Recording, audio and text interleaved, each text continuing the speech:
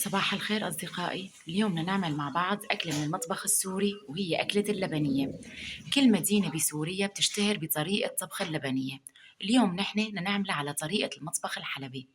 المكونات: كيلين لبن غنم، 3 أرباع الكيلو لحمة موزات، وممكن لحمة شقف، بس أنا دائما بفضل أستخدم اللحمة الموزات لأنه بيكون استواءها أسهل.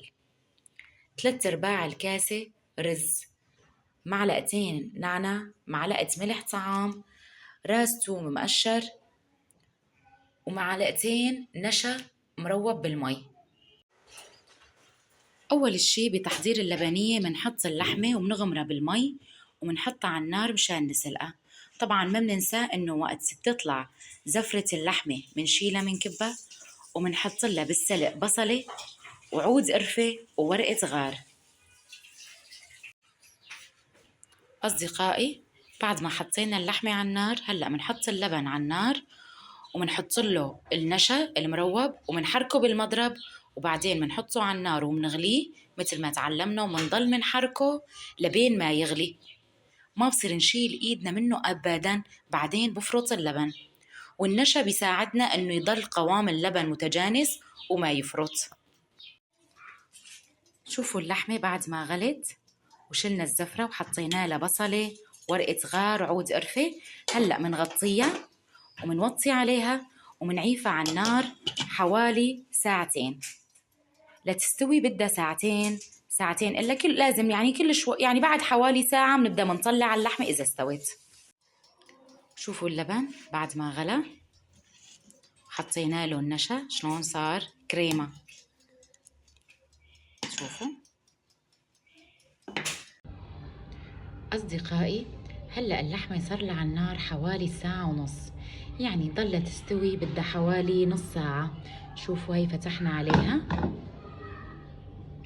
شوفوا شكلها، يعني بدها حوالي نص ساعة كمان لتستوي.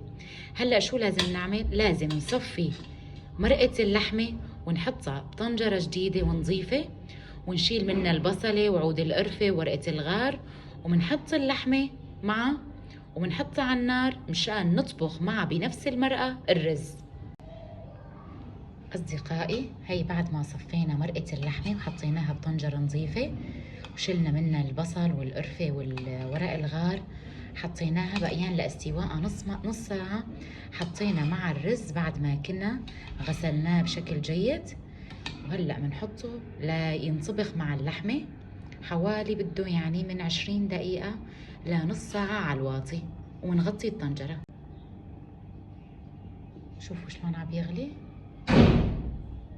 واهم شيء بنحط مع اللحمه والرز ومرقه اللحمه بنحط نص كميه الثوم. هي الثوم بعد ما دقيناه بشكل جيد وحطينا معه النعناع بنحط نص الكميه بسلق اللحمه وطبخ الرز. شوفوا كيف صاروا، يا عيني الريحه بتشهي، ريحه الثوم والنعناع مع مرقه اللحمه. تفرجوا بنحركها بس غليت. هلا بنوطي عليها وبنغطي الطنجره ليستوي الرز. أصدقائي، شوفوا الرز بعد ما فتحت الرزاية واستوت واللحمة استوت، شوفوا شلون صارت. هلأ بدنا نضيف اللحمة ومرقة اللحمة والرز على اللبن المغلي.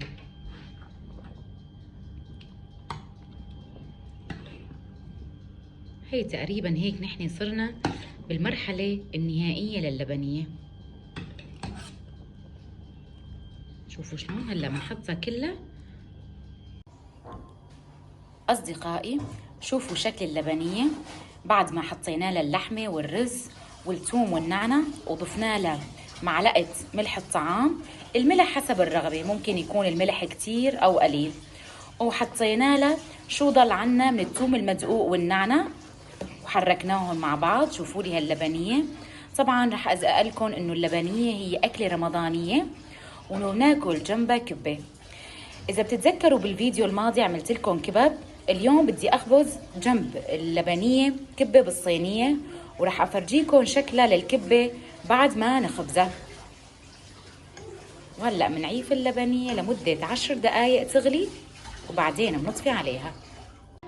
أصدقائي شوفوا الشكل النهائي للبنية بعد ما سكبناها. شوفوا سمكيتها، شوفوا لحمتها. هي أكلة رمضانية بجدارة، صحة وألف هنا. أصدقائي شوفوا طالعت الكبة بصينية من الفريزة مشان أخبزها جنب اللبنية. لازم وقت بدنا نخبز الكبة بصينية نطالعها قبل ساعة منحطها بالفرن.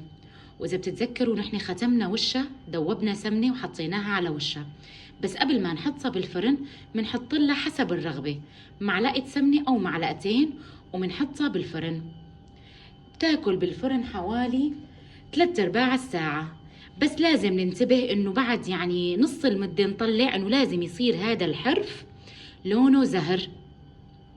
وبآخر 10 دقايق منشعل الفرن من فوق مشان تتحمر. صحتين.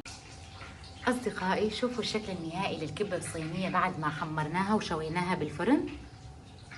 شوفوا شلون صار لونها. تقسيمة صحة وألف هنا.